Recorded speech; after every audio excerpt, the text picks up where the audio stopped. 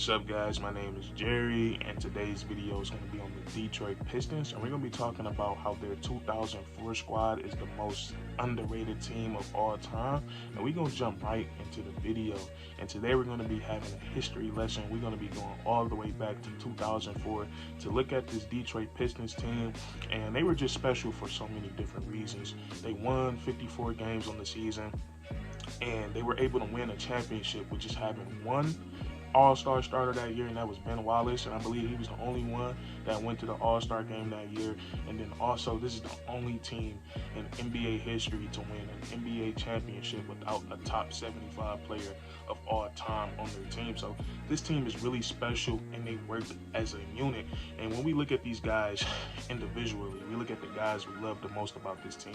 It was that starting five: Chauncey Billups, Richard Hamilton, Taishan Prince, Rasheed Wallace, and Ben Wallace. We look at all these guys' game individually, they were all solid hoopers. We look at Chauncey Billups, Mr. Big Shot. He could really do it all on the offensive side of the ball. He was a good floor general. He had his guys in the right spot at the right time.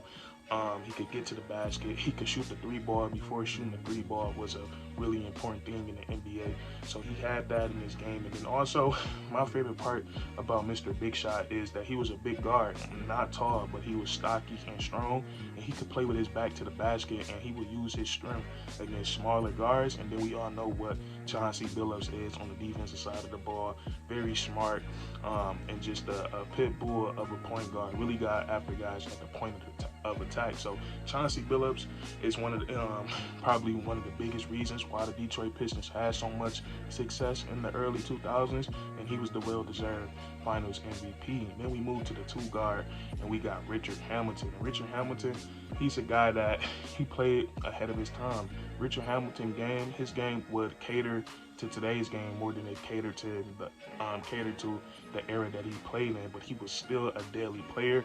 And Richard Hamilton, the elevation that he got on this jumper and how quickly he could release it was just very beautiful. And he shot a lot of mid-ranges, and in today's game, those mid-ranges would have been threes that he would have been more than capable of knocking down. And Richard Hamilton was one of those guys that didn't really need the ball in his hand. He was great at moving without the ball, and once he caught that ball, his elevation to the release point, it was so quick. And then you got Taishan Prince, who he would have loved.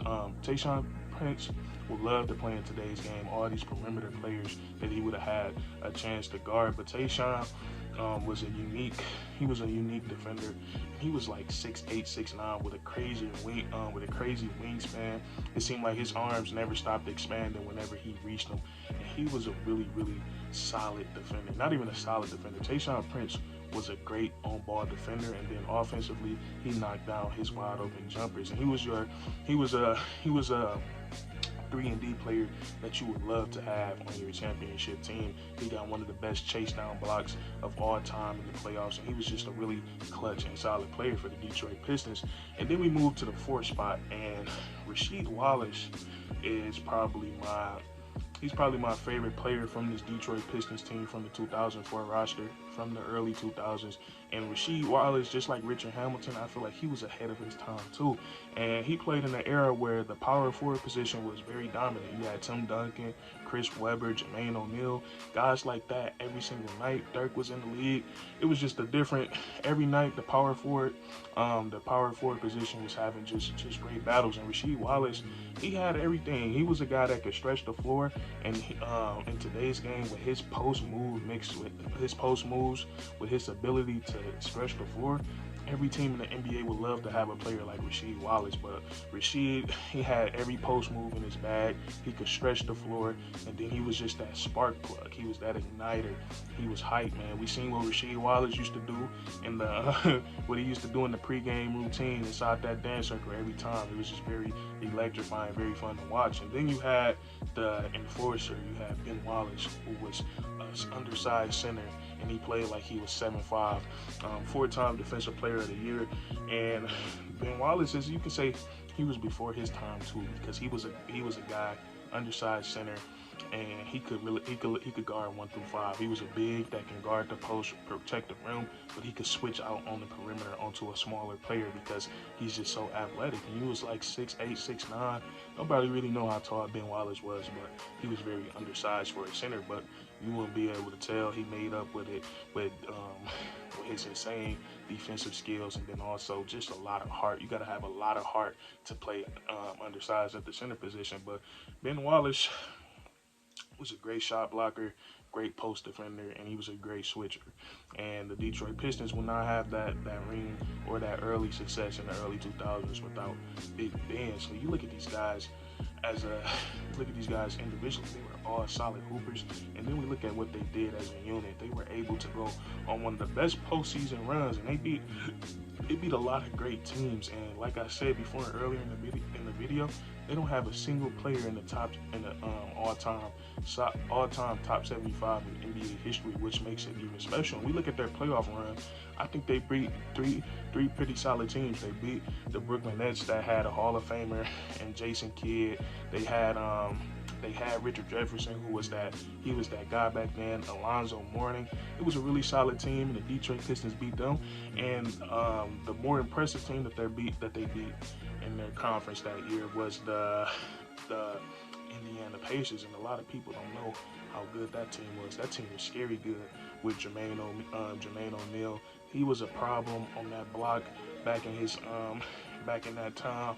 Really unstoppable, and he was really supposed to be the next great thing. And then you had Ron Artest, who was a great 3-and-D player.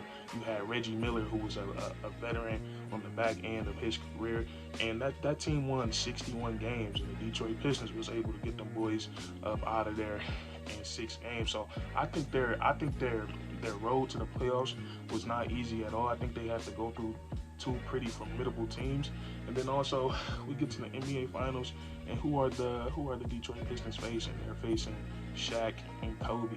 And this wasn't a regular Shaq and Kobe team. They had some veterans trying to go along for the ride for a championship. They had GP, Gary Payton, the Hall of Famer, and then they had Karl Malone, who's number 3 on the all-time scoring list. So the Lakers, they basically had the Monstars, and the Detroit Pistons were the underdogs, and they played like underdogs. And underdogs usually play fearless. They play without fear, and I think a team that played without fear makes them very dangerous. So in that series, the Detroit Pistons, their game plan was basically to make anybody other than Shaq and Kobe beat them. And Kobe is Kobe. He's gonna make difficult shots. And Shaq is Shaq. He's gonna get his buckets, but they did a great job of making sure nobody else was gonna get in on the fun. They just played some really great defense that series. Ben Wallace was guarding Shaquille O'Neal, Shaq, the Big Diesel, the Stooper, man. He was guarding him one-on-one at times. And Shaq, I didn't see it for myself. I've seen the highlights. I was a baby back then when this was going on, but I know how Shaq get down in the paint and how hard it is to stop him down there. And Ben Wallace at times would guard him one-on-one. That's just how strong Big Ben was. But them winning that ring is very special. And it was just, I watched that series so many times because I just feel like that was just such a fun group to watch.